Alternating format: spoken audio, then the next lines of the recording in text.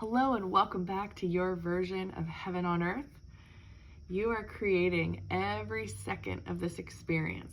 Don't forget that. I love the title of today's lesson, Father, today I am your son again. I'm your son again. So what does that mean? Do we start over every day? I think so. I think that there's a lot that we don't understand about this incarnation, and the best thing for us to do is to practice the lessons of A Course in Miracles, read the Course in Miracles. It's helping so much for me to come to this place of acceptance around, I don't understand this. I don't understand what I see. I don't understand what I feel. But if I keep trusting that in a very simple way, there's two sides of my mind. There's the right mind, which is connected to God, and the ego mind, which is connected to this freaking weird ass world. I can choose whose son I want to be every day. Do I want to be the son of the ego, or do I want to be the son of God? So here we are, lesson number 234. Father, today I am your son again. Today we will anticipate the time when dreams of sin and guilt are gone, and we have reached the holy peace we never left. Merely a tiny instant has elapsed between eternity and timelessness. So brief the interval, there was no lapse in continuity, nor break in thoughts which are forever unified as one. Nothing has ever happened to disturb the peace of God the Father and the Son. This we accept as wholly true today. We thank you, Father, that we cannot lose the memory of you and of your love. We recognize our safety and give thanks for all the gifts you have bestowed on us, for all the loving help we have received, for your eternal patience in the world which you have given us, that we are saved. And that is our lesson 234. Father, today I am your son again.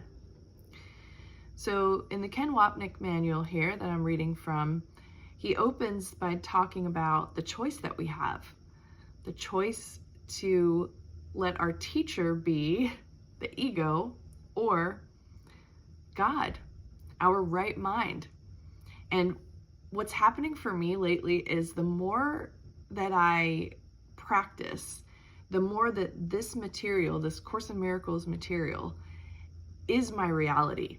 And so I have these moments where I feel like I truly did create everything that my body's eyes are looking at, and that all the people start to seem very familiar because I know they're a part of me.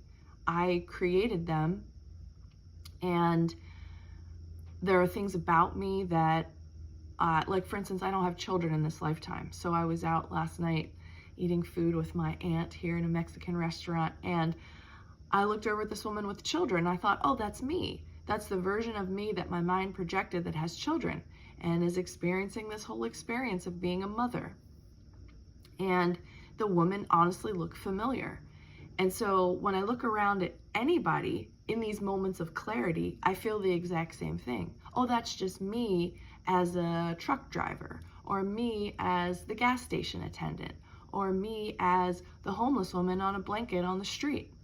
It's all me.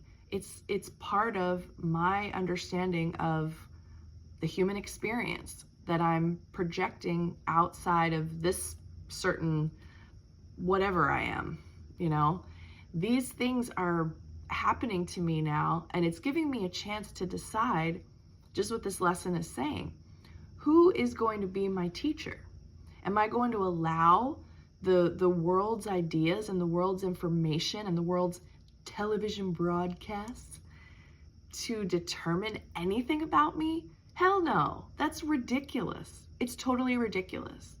And I actually have the audacity to think things like the Course in Miracles isn't real, Jesus isn't real.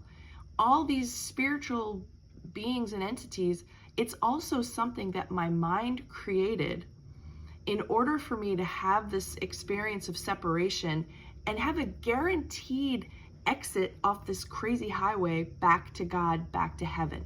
It's like I planted my own awakening and my own discovery of metaphysics and the quantum field, and all these amazing Course in Miracles teachers, friends of mine, all of this. I created every bit of it to guide me back to God, because God is so merciful, and I wanted to have this experience of separation, but I also wanted to keep that lanyard tied from my mind back to the mind of God, which never really separates truly, but it feels like it sometimes, right? So that's kind of where I'm at. I'm having that moment of like, nothing is real. Not the spiritual texts, not the teachings, not the practices, nothing. It still doesn't make me want to binge eat on like French fries and ice cream and stuff, because whatever's happening in the experience of this body, I believe that I'm just not at that level of awakening yet to dismiss any bad behaviors and not have an effect that I feel in the vessel. But that's part of my plan too, I suppose, is something around the idea of caring for the vessel, but not being attached to the vessel. Anyway, so those are my big thoughts for today. Father, today I am your son again. So what I've done, I suppose, when I opened my eyes this morning was recreate the entire freaking universe. This whole thing is a puff of nothingness that just exists in my mind to support me on my walk back to God. So I'm really taking things a lot lighter and listening for intuitive guidance and not connecting myself to anything really external as I'm making decisions and working through my life, because I really believe it's all just this big cosmic joke, and a joke that I'm not going to take seriously. So thank you for being here. I do love you all, and you are all part of me. So I love me, and we love ourselves together here as we do these lessons and work through this awakening, which is sure to happen for everyone, either during this present incarnation of life or as soon as we leave our bodies. So when do you want to wake up? How much longer do you want to wait? Today's your chance to be God's son again today. You can do it again tomorrow. Every tomorrow that there is for the rest of your experience, you can choose God instead of the ego. And that's my plan. So thanks for listening. I'll see you back here again on the next video.